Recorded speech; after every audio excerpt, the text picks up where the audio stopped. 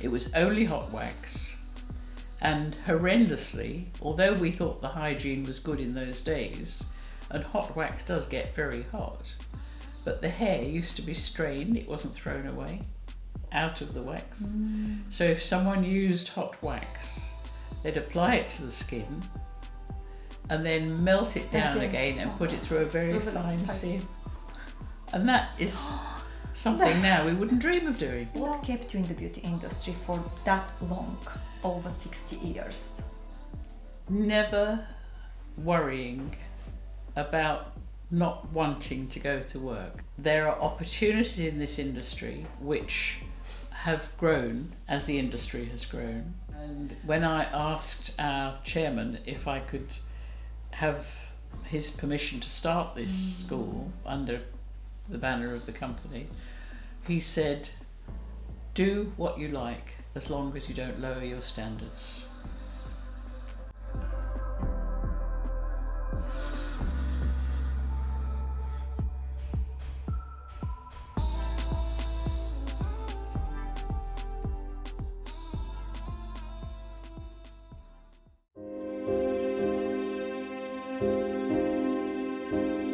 Hello and welcome to Ray Cochrane Beauty and Aesthetics Academy.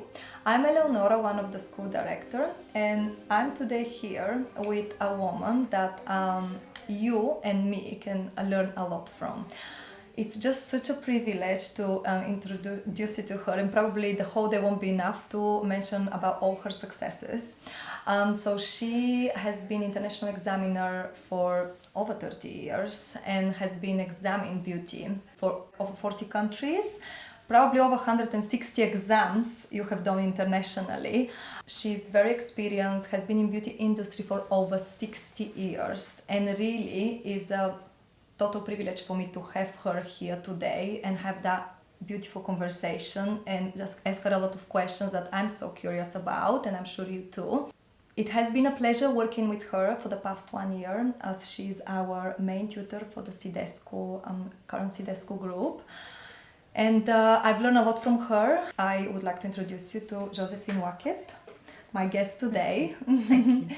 So, would you like to say something about yourself that you think I've missed it? Because I know that, today won't be enough for me.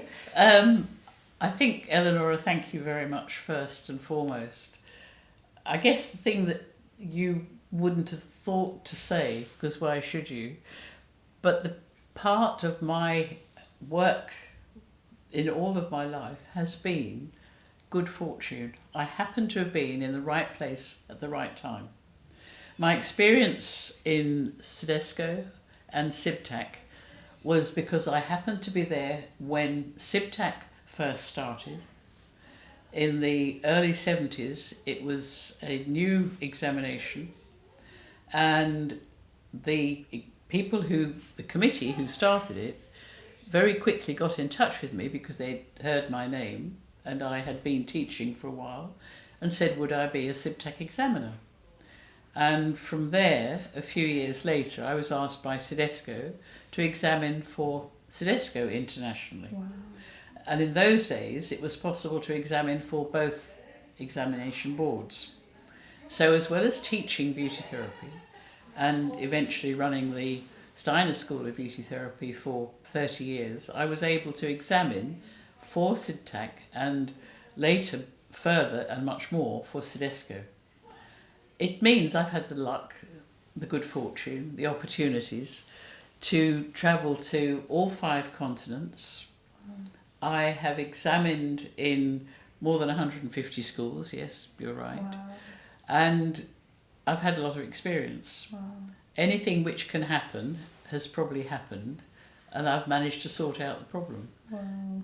That is a kind of casual way of saying there is inevitably in life stuff that happens which makes life complicated. Someone is taken ill, can they do the exam? Can they not do the exam? What about a pregnant student? Can she do the exam? Can she not do the exam? Wow. What machines can she use? So questions have come up, and I've had the opportunity to see how to deal with things, which was nice because it gave me a rip. In travelling, when one goes to a school, when one goes to do an examination, you never quite know what might happen. You can't be sure whether students are going to have problems, and sometimes the school may be uncertain to know exactly how to handle that situation, particularly a new school where the teachers are not as experienced. Exactly. Yeah, absolutely. So we get a very broad range of experience in examining. Yeah, yeah. Thank you. That's really inspiring. Well, I think it's important to remember that we have opportunities in this industry where we're looking after people, and we need to know how to cope with situations. Absolutely, absolutely. For me, it's like so interesting, and like in general, like your story about how inspiring is everything, and like the most important thing is that you've stayed in that industry for so many years, like for over 60 years. Actually, you've never changed. You never wanted to do anything else. You wanted to do this. Actually, that's my story. I've been in beauty for over 15 years, but it's nowhere near 60. So, but I feel like I will be like you, that this is where I want to be, and I never wanted. That's why I always say to my students, this is where I want to be. This is what I want to do, and I never regret a single day that this is, where I am now, and I absolutely love what I'm doing. So what kept you in the beauty industry for that long, over 60 years? Never worrying about not wanting to go to work. Never thinking, I don't like what I'm doing. I don't want to do this. Always knowing there was something interesting. That's lovely. There are opportunities in this industry which have grown as the industry has grown. I was lucky in that I had a good basic training to start with. That helps enormously. Strong foundation. Because when I trained, there were only 5 places in this country to train. And I was fortunate to choose one of the best.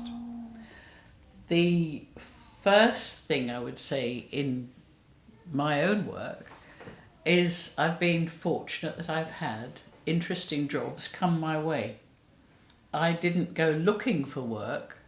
People got in touch with me and said, we hear you're interested in teaching, would you like to come and teach for us?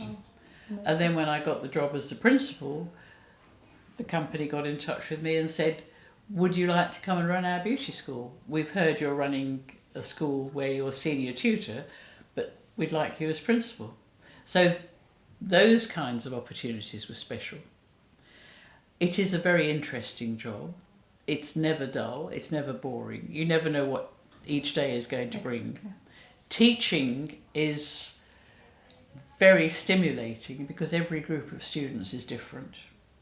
It's always interesting seeing how they are at the very beginning of the course and how they develop during the training. What you can achieve.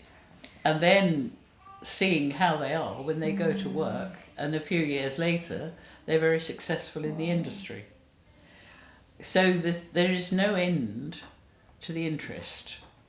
And also, perhaps as much as, but maybe more than many industries, it is constantly changing and developing. Exactly. One of the fastest growing industries in the world at the Absolutely. moment. Absolutely. And I feel very fortunate to have been again in the right place at the right time.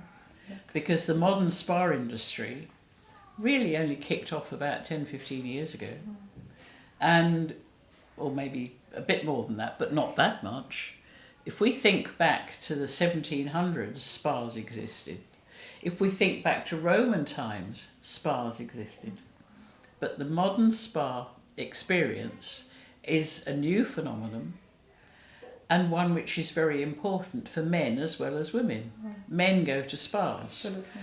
That has expanded the horizons in education because now we have more male students doing spa training. Exactly. When I was on the board of CIDESCO, I was lucky that the other members of the board agreed with me when I said we should have a separate spa training qualification for male students. Men want to go to a salon, men want to go to a spa. Absolutely. If they go to a spa, they want a good firm massage from a man who has strong hands. A lot of girls don't have strong enough hands to do deep enough massage to the heavier muscles of a man. With the spa training for male therapists, we're able to have men do the anatomy and physiology, which is essential to to understand how the body works and the structure of the body, so that we know what the treatments we are doing can do, how they can help, how they will be of benefit, what we can't do when someone is contraindicated to something. Exactly. When we have to say, I'm sorry, you need to speak to your doctor, you can't have a treatment with us today, this isn't a possibility. So that in the nicest possible way, we turn clients away if they are not fit to have a treatment. Exactly. But we should also know what treatments we are doing and the benefit that they have. And there is absolutely no reason why there shouldn't be male therapists. Absolutely. I had historically, previously, a few male students who'd come to learn basically beauty therapy. They'd learned the massage, they'd learned all of the treatments, but they didn't really want to learn makeup. They didn't really want to learn manicure because they weren't going to work on female faces and female hands. Why should they? Yeah. But they needed, the qualification, they needed to do that work. So we extracted the beauty part, kept the spa part, kept the parts of the training which were applicable to the male therapist to learn to work on male clients. And that was how it evolved. I think it's getting now more popular. We've had It's getting some more and more students as popular. well, male students, and I think they really want to focus more on males, like services for males only, like for male, So it is important, I think. It's very important. And it can, I think now really men are more, really look after themselves. Men are more In a way, open like, to definitely. saying, yes, I use a moisturiser. Yeah. A few years ago, I would have said to friends in a running club that I was involved with, I'm still involved, but I don't run anymore, but I said then, with your fine skin, to one of the guys, you really ought to wear a moisturiser every day. And they looked at me as if I was mad. They really did. And I said, actually, you need, it would help your skin, it would protect it. Yeah. I that gives me actually, I'm just remembering my tennis coach. So I play tennis usually once a week. He never used sunscreen and he's always under the sun, never wears any glasses. I'm like, you know what, because he's only 27. And I said, look, you're just so young, but you're just under the sun all the time. You will really age quite early if you don't use sunscreen. Oh, really? I said, yes, so SPF is very important. So I start actually educating him. So from now on, when I go for lesson, he's always like, just so you know, I've put it on. It's everyone. I was like, it's good. So I know what you've said. I was like, okay, that's good. Yeah. Well, you did her a favour. You did her. You were helping really her. You were important, teaching her something. And yes, in the press, in all of the colour supplements, in all the magazines, in all the newspapers, we see a lot about using SPF. Very important. But there are still some people who are thinking, do I really need this? You see, unfortunately, in my youth, I was naughty. We did not use suntan cream if we could help it, because you felt the suntan would last longer if you got burned a bit. Dreadful. Another question for you. What other options did you have when decided on a career path? Did you have any other motivations, or what was your motivation before you actually started? Before I got onto beauty therapy, I was thinking of becoming a nurse. I was interested in nursing. I was interested in teaching PE. Wow, okay. And I suppose it is reasonable to say beauty therapy seemed to be it sounds terrible now to say, but at that time, the beauty therapy training wasn't quite as long as nursing training. And I thought maybe I would rather do beauty therapy, and if I don't like it, then I'll go on to nursing anyway, which I didn't. I stayed in beauty. But I was kind of interested in nursing, so that was a possibility. Wow. I think it's correct to say that I had always wanted to do something where I was working with people, where I like the idea of working with people, looking after people, and understanding people a little bit. That makes it's really good. And make people happy as well, because either you're teaching or either you're, being beauty therapist, like you still make people happy and like you give them something, and it's so rewarding when you see, the progress, what you give to people. And usually people say, no, this is a really famous phrase, as I can say this way, that if you find to do something you love, if you find doing something you love, you will never work a day. Yeah, that's right. So Absolutely. yeah, this is something. Yeah, it's quite. Yeah. That's how I feel with my everyday job, and yeah, that's how you. I think it's absolutely should true. do. Yes. Yeah, it's lovely. People are always happy to see you, and they feel even happier when they leave you if you do a good job. So, what's not to Absolutely. like in Yeah, that? good Yeah. feeling. Yeah, very very rewarding. You just see like what you've done, and it makes you happy actually. It's a Yeah, rewarding. it's really good. I think for me, because I've really spent so much time in teaching and examining, the real reward is seeing so many ex-students or graduates having successful careers. Exactly. Amazing. That's why now we That have actually. is lovely. It's very lovely, and you see how happy they are, and actually they say thank you. Actually, you gave me that. We've had that many times. Thank you for giving me what I am now. What I am because of you. You know, Yeah. when they say that, you're like, oh my god, what I've done. Actually, it's so good. It's incredible. So amazing. I think that's true. I mean, as a sort of little anecdote, in my late 30s, 40s, I started as principal when I was 38, and after just a very short few years' experience, I had a lovely PA assistant, and she said to me, they hate you when they're training, but they love you afterwards because you're so strict and so tough with them, making them do what they need to do during the training, but it's worth it because they really appreciate it later. True. And I think that it's important because a client comes to a therapist, and whether it's for something as simple as a manicure or something as complicated as an IPL laser treatment. Absolutely. That part is not the point. The point is you know what you're doing, you've done it thoroughly, and they've been looked after and they want to come back to you again. Every client deserves the very best you can do to the best of your knowledge, and she or he should have that best. You know, none of us go back to a restaurant where we don't get good service. True. Or where the food isn't good. Absolutely true. We are not obliged to go out to eat. We can boil an egg or cook something at home. Absolutely. Therapists are not essential to clients. Absolutely not. A client does not have to come to a therapist for a treatment, but she should or he should go to have a treatment and feel better from it. And that's key to what we do. Absolutely. Wow. No, it's really important to understand that. Yeah. Yes. That's why we need to always look. A good therapist must accept the fact that the client comes first. You do the best treatment you possibly can, give the best advice you can. Exactly. You don't sell products, you don't sell treatments which are not suitable for that person. Exactly. It's really important. Yeah, that's how I also teach them to have that, like once you walk, that's why we are very picky and really, we always teach them the importance of first impression. Yeah. When client comes in, they must make sure that you look good, professional, uniform, hair, everything, nails, shoes, so they can trust you from the very beginning. Oh, she looks really good. She can look after me, so yeah, quite well. So this is really, really important. So that's why, I'm like OCD in terms of how your beauty bed should be prepared, how your trolley will be set up, everything, because this is like one of the most important things. First impression is like probably sells the treatment. Yeah.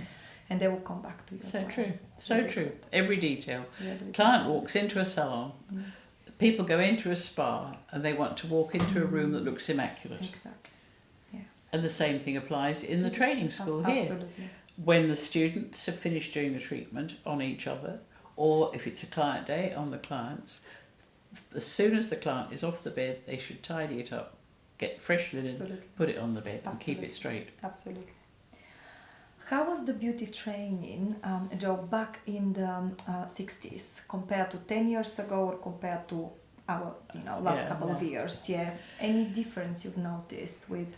Yes, it's longer now. It requires more technical knowledge. Okay. The information connected with the electrical equipment is more thorough, which is good. Okay. Compared to before? compared to when I first learned. We learned how to use the technical equipment. For instance, high frequency. Okay. We use that now, we use that then. But we know how to do more with it now because it's better understood. We understand the risks more now than we used to.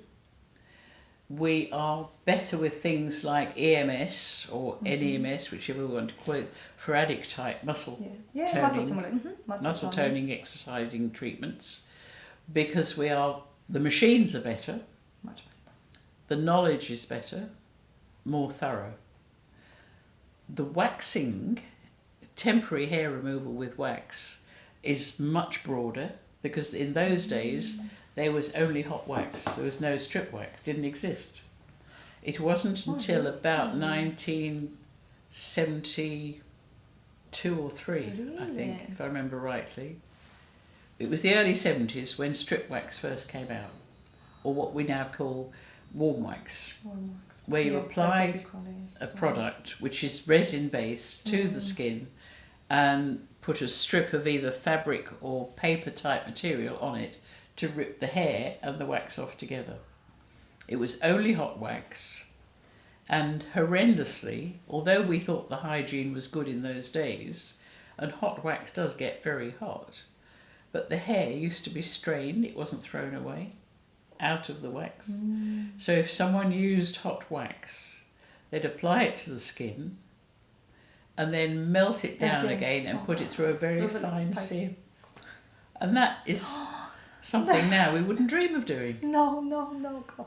I don't think there's any huge risk because the wax got very hot. Yeah, that's so there was no risk of any We're infection. going about this. But just the idea about horrendous. dabbing on someone's skin. Oh gosh, someone else's skin, and you feel like, oh my god, it's frightening. Straining out just the like frightening. oh. So there is far more information, far more technical knowledge, and makes us better therapists. Oh, thank you. I think so. Of course, absolutely. So it's good actually to know that we are improving and we keep improving. Absolutely. And now with kind of the presence of social media, it's even more, makeup. Yes. It's really like it's everywhere on Instagram, Facebook, everywhere, TikTok, so people doing treatments and you can see different products, applied on different skin, and it's just, that's why it's getting even more popular. People just want to do that because they like it. Because actually the fact that you are going to look after someone and you make someone else's beauty, the first thing you think, oh, I will first look after myself. So I have a lot of students thinking about, I want to do beauty because I want to look good as well. I will do those treatments on myself too. So, okay. Yeah, I think that's true. There are two types of therapists. There are those who are more interested in themselves than the client, and there are those who are doing it for the clients. Absolutely. Sorry, but with students, I mean, the first type, the ones who are more interested for themselves, don't stay as therapists.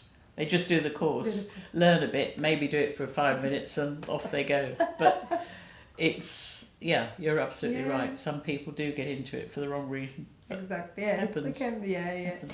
What would you say is the highlight of your career? Like, you feel maybe... Well, I don't know that there was one specific highlight. I've had lots of very interesting special times. Being on the board of CIDESCO, that was fantastic. Very honoured, isn't it? Like, that was really completely tremendous. Different. Yeah. I did an LBC radio phone-in programme for some years in the 80s. That was great. That was very interesting. And I've had various contacts with people in high places when they've had an injury. And I said to someone, a colleague who I was working with, who wasn't a beauty therapist, he was going to do treatment on the person, and they'd broken a wrist. And I said, why don't you take them a professional bottle of product, of cleanser and toner, because it's got a pump on the top. You don't have to, with a broken wrist, you can't open bottles. So he said, that's a good idea. Wow. Took it, and the lady was so delighted with it, she asked for some more another time when he went back. So that was interesting. So I've had so many different highlights, but the international travel, the very awareness of other cultures, of other people's problems, of various parts of the world, of training as it has evolved in our industry, the real golden part of what I've done is knowing what it's like in so many different places. I think that's special. It's really, really, yeah, it's interesting to see the kind of diversity, maybe would I explain it, like just to see different things and kind of compare, isn't it? Yeah. Very, very important. Yeah. What are the biggest mistakes the beauty therapists make? Probably something you've noticed, sort of something you've seen. Maybe you can share with us something you've seen, maybe it was... Well, the biggest mistakes would be, this is straight in with both feet, not knowing when to stop. There are things that we can do and things that we should not do. There are things that are not beauty therapy work that we should get involved in. Beauty therapists shouldn't get mixed up with Botox. I'm sorry, we should not inject the skin. I think the same. Actually. There are certain things that we can do which that's why are hugely I've beneficial. never wanted to, yeah.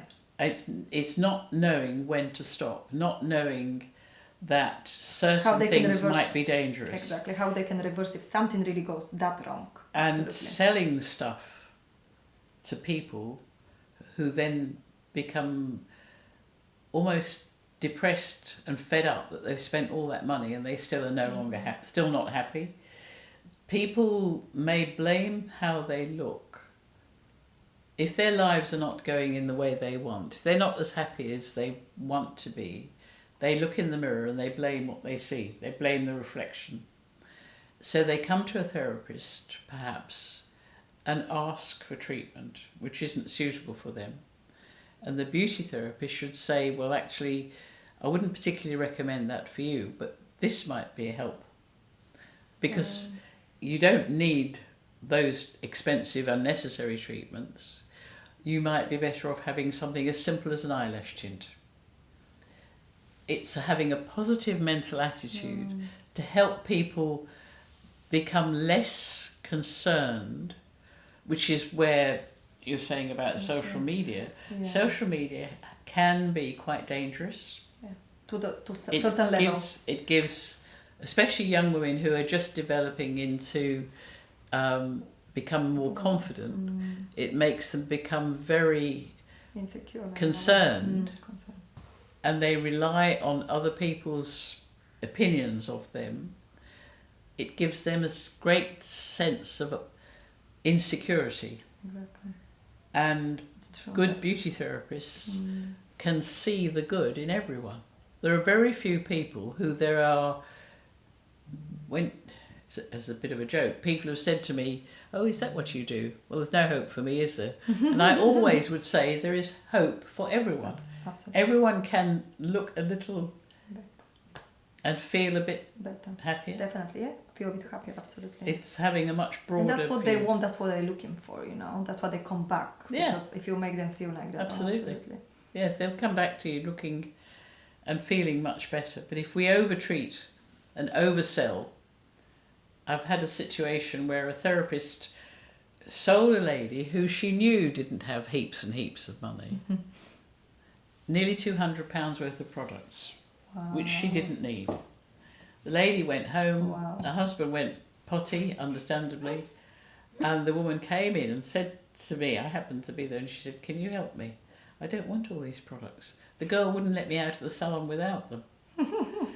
Now I know that if someone has spent the money having a facial or having a skin treatment, it is correct to say, ideally, you need a good cleanser, you need a good toner, you need a good day cream or night cream. Fine. Because that will help to keep going the benefit of having the treatment. Absolutely. But to push onto someone who is trying to resist a sale is overselling and is incorrect. It's incorrect, and it's not right. It's not the right thing, yeah. It's not. And that client will never go back to that therapist. No. And you just lose the client. Yeah. It's not. It's definitely not the right. Absolutely not the right thing. What is your favorite treatment to perform? Like your favorite treatment, like throughout the years. Maybe not now, but like in the past. In the past, more or less. Or maybe a couple of them. I guess one of my favourite treatments was always doing a mixed treatment of electrical and manual facial. That's nice. Maybe Mixing. something like That's lovely. a facial with galvanic and high frequency, That's lovely. because I know how the high frequency will Yeah. help the galvanic treatment and the relaxation of a good face massage. But also I like doing and like teaching good body massage. And so often beauty massage is so superficial. It doesn't really do. It kind of makes me cringe a bit, because good massage, it doesn't have to be as powerful as sports massage, but it still should help to break down the knots of tension in the muscles. It should still help to help the circulation. So good massage, properly administered, is beneficial, and people feel better after it. Yeah, absolutely. That's the whole point, isn't it? Yeah. They can come back. Absolutely. So that's interesting. Like for me, my most favorite probably is face, like facial. Like I work with lasers, and I like to combine lasers with skin peels. We do some mesotherapy, which is not Botox and fillers, but like we can do some skin needling, very superficial, which really helps, and I can see like the results of that.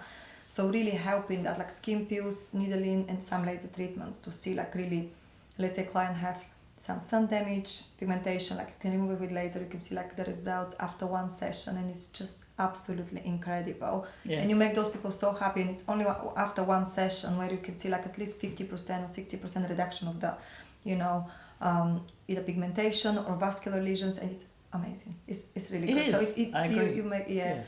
So yes, with the high tech treatments, the benefits are enormous. And I think that's one of the important things for you with what you're doing here. The Ray Cochrane Beauty and Aesthetics Academy has every opportunity to combine the best basic training with the overlying laser and IPL advanced treatments. We try and we are really like want to put that into, and then we know that our like newer students, they're very much interested in that. They want to do more, and this is what we want to give them. We want to give them quality. We want to give them a good, very strong foundation, and then we can build up on top of that with more knowledge. Yes, it's really good. That's the way. That's the way forward. It is absolutely. If you don't have a good base, strong base, you can't really. Yeah. Well, that leads me to kind of be a bit critical of some countries, which I won't name, but I know that there are one or two countries where someone can go and learn how to use one or two basic machines, or not basic machines necessarily, but more sophisticated machines without having done a basic training. It's almost like having a nurse who can do injections, but he can't put on a bandage. Half trained. Or prepare the skin before that. Yeah, exactly. Exactly. And I think that's fundamentally wrong. Yeah, absolutely. To have some there kind is no of... building up of... Yes, you must have knowledge from the basic training to improve on that and learn the higher tech treatments. We learn with anatomy and physiology, we learn cells first, then we start building up from there onwards. So it's the same thing, it's like building blocks of the... Yeah, so it is very, very important, So what was the perception of beauty therapy when you started?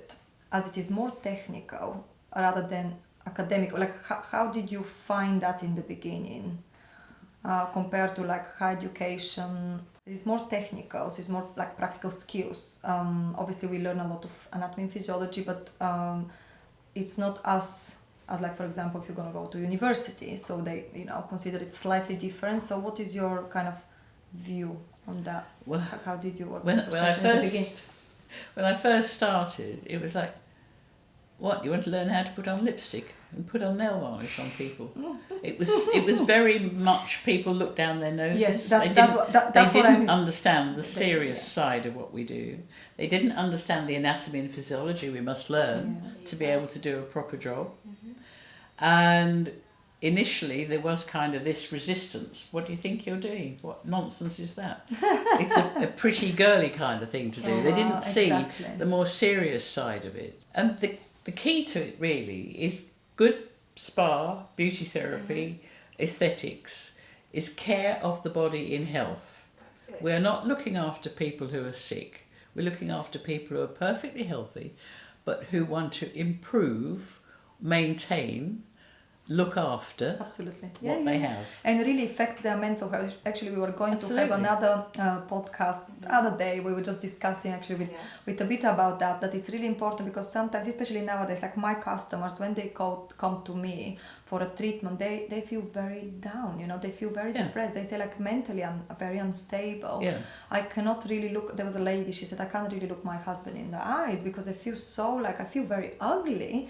And this like really affects them mentally, like it's just mental health issues. Yes, you know, continuous a mental health issue. Exactly. Very and then, fed up. you know, once you improve them, like they start feeling better. They start feeling, oh, you know what, like I feel so much better. Like it totally changed me. Yeah. So this is, I think you really, exactly. And in a way you really help them with art, because that can actually brings them to completely different issue, which is nothing to do with beauty or like how you look. It's just like mental thing now becomes. And then and especially because I'll mention again, but like the impact on social media, said like it's dangerous. This is exactly what it is, because sometimes people show that perfect picture on there, which is actually maybe photoshopped, and you feel like, oh, I want to look like that, but actually this is not how that lady looks in real life. But she can actually maybe show some, or like maybe she had some surgery done, and you know, people like, oh, I want to look like that, but you know, you're not that person. So this kind of, and people share so many things on social media, as you said, like it in a way can be quite dangerous. Like it's not right. That's why they start like, you know, probably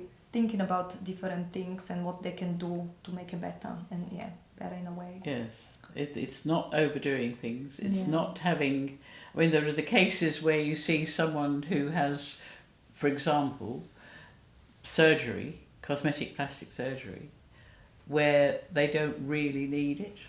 Absolutely they don't. And then they get unhappy with gosh, it. It's bad. I mean, there have been the cases where people have had breast augmentation. They regret it. And totally they've had to have it removed because something's gone wrong. It's gone wrong, There have been people who've had lip injections to make the lips look fuller. And they've been unhappy with that. That they've had removed. And there's been more of that being removed lately than anything. I think that it's the mental health aspect. We need to feel that we're making the best of what we've got. Exactly, absolutely. Without changing it into something completely different. But you know, saying that, I think now things are getting, maybe not for everyone of course, but I have customers that are coming and say, I just want to look natural now. I don't want such a big lips. I've had customers that were full of fillers. Now they want to dissolve everything. They said like, I started looking like not myself anymore. I was totally disformed, like completely. Exactly. It was not me. So she said, I really wanted to see myself in the mirror. So they started. So now even with eyebrows, I'm doing semi-permanent makeup. They started now saying, I don't want that like blocky color. I just want very natural look. So I think actually people started looking for more like natural rather than anything else. It was more like makeup in the past. Maybe 10 years ago, people were putting more makeup, like, you know, too much. Now they're more like natural thing. They just want, and this is how I think it's the right thing. I think we're actually going into the right direction. So maybe 10 years later we'll look a little bit, we'll be a little bit better. Yes. But there are still people that want more look. That's why so many people on social media, they look exactly the same. Small nose, like just tiny nose, like super, like same kind of eyebrows, maybe same kind of cheeks done. It's just exactly the same. So you feel like the same person, like, you know, So it's not. And they forget that even if they think their nose is a bit big when they're younger, when they get older, a smaller nose makes the face look very insignificant. You're telling if you me make about the that nose story. You're telling me about a story about your friend who wanted to do her nose, but then she wanted to do again. I think you were just talking about. She needed. That's a bit strong, but her face was very off balance. Her nose was too long, a lot too long, and she had basically quite a pretty face, but just the wrong nose on it. She eventually went to a very good, very well-known cosmetic plastic surgeon who did a fantastic job. She still wasn't happy. She went back to him. She went on and on and on and wore him down, and he did it again for her. She looked better with the first nose he did than the second one, because by the time he'd done the second one, the nose was too small for the face. And I said to her, why you did that, I'll never know. Wow. Your face was better when you had the first nose he did. He was a real expert. He was a sculptor. He knew exactly what he was doing. And I'm sorry Very you've had it done sad, again. because It was a great shame. Because But you can't do anything anymore. No. Like, you can make it small, but you can't really make it bigger. You can't reverse. It's really... I think she'd reached a point then when she knew he wouldn't do any more. Yeah. And she wasn't going to be able to pay anymore because it's expensive. Wow. Yes. And unfortunately, I think part of her problem was emotional. She was one of 2 sisters, and her sister was very pretty and very clever. Wow. And she was not so clever. She was okay, she could cope. But her sister was so stunningly good looking, and she just felt as though she was Cinderella and the Ugly Sisters or something, I think. But a shame. But I think by overdoing it, I mean, I won't name names, but there are 1 or 2 people in famous places who have had nose jobs, as it's common, rhinoplasty is called, and in advancing years, their faces can look quite weak. Particularly on a man, small noses are not a good idea. They look too small, too insignificant. They make the face look weaker. Yeah. No, and it's a shame. I don't know what is that picture. Yeah, why people think like small, like very tiny nose, it's like a perfect thing. But I never like. No. You know, like it doesn't even. It's an image that I think came from maybe when the big films, when Hollywood first got going, and there was the look of big eyes, wide open big eyes, little button nose, and a kind of pouty mouth, and that was a picture that stuck in people's minds. That's how they think that's a perfect thing. That's why most of them, they've done something like surgery. Yeah. They look the same. They look so similar. Look like, absolutely. What do you think can be improved with the new generation? Treatments, anything like education-wise? Do you think something can be improved with this? I think the industry is going in the right direction. Perfect. That's really good to know. I think it's correct that we now have a body called JCCP, which is we are teaching them now. Yes, which is to help control the advanced treatments which therapists can do. And I think it's very important that people who only do a short nail course don't call themselves a beauty therapist. They're not. That people who do a short basic facial course are not full beauty therapists. They're not. They can do some beauty, but it's important for the public to be more and more informed. They are being more informed gradually, so that's good. I think things are going in the right direction. Really JCCP, for those who don't know, means Joint Council of Cosmetic Practitioners. Yeah. Exactly. So it's like, organization where like many members are working and people are working together. Experts in that area can be one, even people from NHS are working there. So it's like different, but the same, like aesthetic, but like, some kind of medical as well practitioners. So they really want to kind of set up new standards for cosmetic treatments. So like there can be regulation. Yeah, exactly. Absolutely, yes, that's what it is. Yeah, they can be regulated. And then because we had like recently aesthetic event, we were talking about this because our level 4 qualifications are exactly based on the GCCP. So when they get their certificates, it's all connected. So they're very much aware of what is this, what they can do, what they shouldn't do, what is regulated, what is not regulated, and like content indications. So this is what that kind of organization is doing. Exactly. So it's very important. They work actually very closely with the government. So whatever they decide is like government kind of approved thing. So which is it's important. And they said that there are going to be a lot of changes within 2 years. So 2024 there will be new changes because it's still a little bit gray area in a way. It is like what we can do, what we shouldn't do, and they're trying to talk about now. As soon as you pierce the skin, if something pierces the skin or is working like really, you're doing some trauma to the skin, you should be like level 4, level 5 qualified. So you have to have that qualification, otherwise you cannot be licensed. Or government approved. Like you shouldn't. To perform that treatment to the public. That's exactly what we need in this country. completely separately but connected. For an example, France, you cannot work in France as a beauty therapist esthetician at all if you haven't passed the national qualification exam. We don't have that law.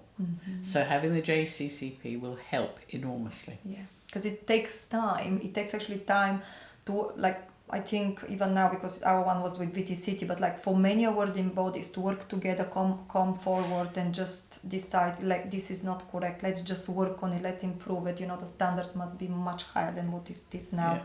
It's very important for the safety of everyone. So this is something that's good. And you can even say that the COVID pandemic has been a good example of better understanding of hygiene and using face masks.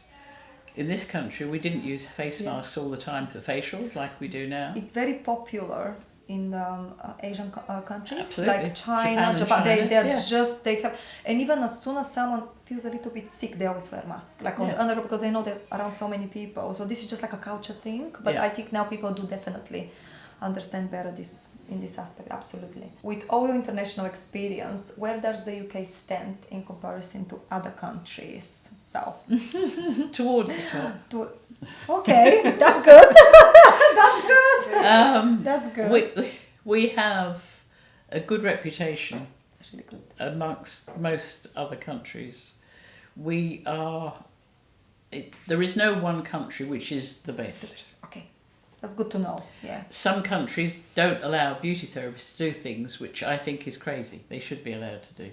So that's, and they're not things which are dangerous or too much control. Too much control. But no, we are well in the top 6. So there's no, if not second or third, something like that. Really? Yeah. That's really good, because you have a lot of experience. You've been so many countries, so many countries, and you know where the standards are, and you really can. Yes. It's really good to know. Actually, we are. Wow, that's nice to know. We're not that's really good. Yeah, it's good that people and other countries know that, isn't it? They understand and they. Yes. It's good, because a lot of actually therapists, like practitioners, estheticians, they graduate from here. They want to go abroad to work. So it's very good. Where so to we have go that and good what, name. Yeah. It's amazing. I think perhaps one of the things we have, which is so fortunate, is so many other countries speak English. It makes us lucky that people can come from other countries to train here and be very successful, do the qualification and then go home to work. And other countries do speak our language, whereas so many other countries, when you leave that country, nobody else speaks the language. So it's limiting, very limiting. So we're very fortunate. Yes. It's good. This is something good. Yeah, definitely in our favour for sure. Yes. But no, we're towards the top. I won't name the 2 countries that I think I was, or one in particular that I think I was maybe of a higher standard, but on the other hand, we're not so far behind that I'm nervous. Wow. Good. Yes, I know what you mean.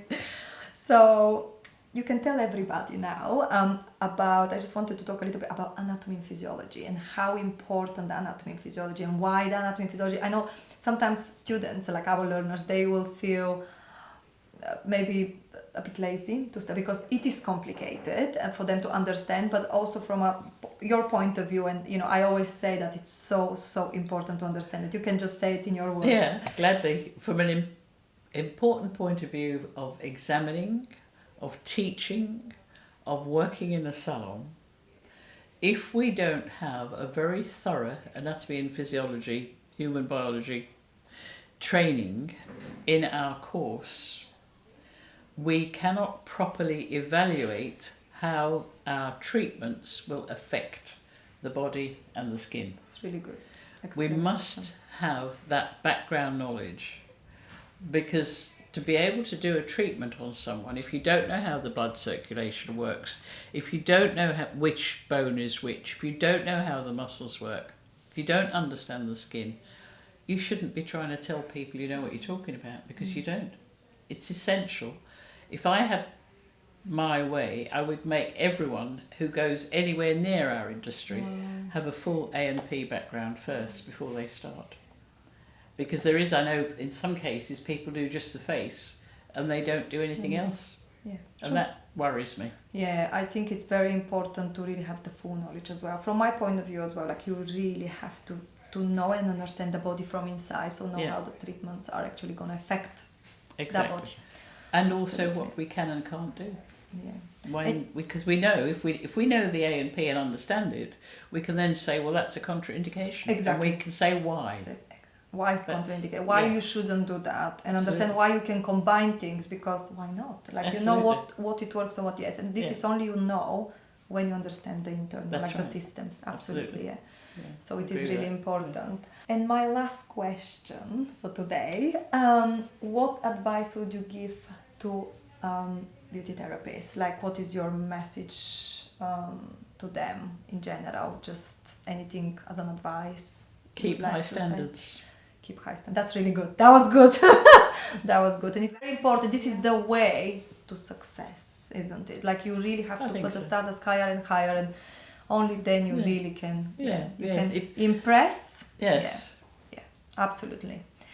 Clients feel safe with someone who doesn't let quality fall apart. Really I was very fortunate. I ran a school in the Middle East from London when I was also the principal of the school here. And when I asked our chairman if I could have his permission to start this school under the banner of the company, he said, do what you like as long as you don't lower your standards.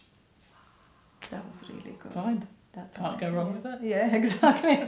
Nothing can go wrong, isn't it? It's good. And also other people look on you differently as well. They know that you are you are keeping the high standards, and you already have kind of created a name for yourself. So you have that respect from everyone else, which is important. Thank you. It's really important. That. Yeah, it's nice. Thank you very much. Thank you so much, Joe. Thank you so much. It was pleasure, and I think it was really pleasure to have you actually in our team. To have you and thank you. Enjoying being here. I think it's really nice to have you now, and it's just like go through things that we probably wouldn't have those advices or like this kind of very broad kind of point of view. Then we'll have it with you, or from you. So thank you so much for being our guest today, and I hope I will see you in our next video. We can have maybe another discussion in the future. Absolutely. And it's really pleasure Anytime. to have you here. My Thank pleasure. you so much. Thank you very much, Eleonora. Thank you. Thank you.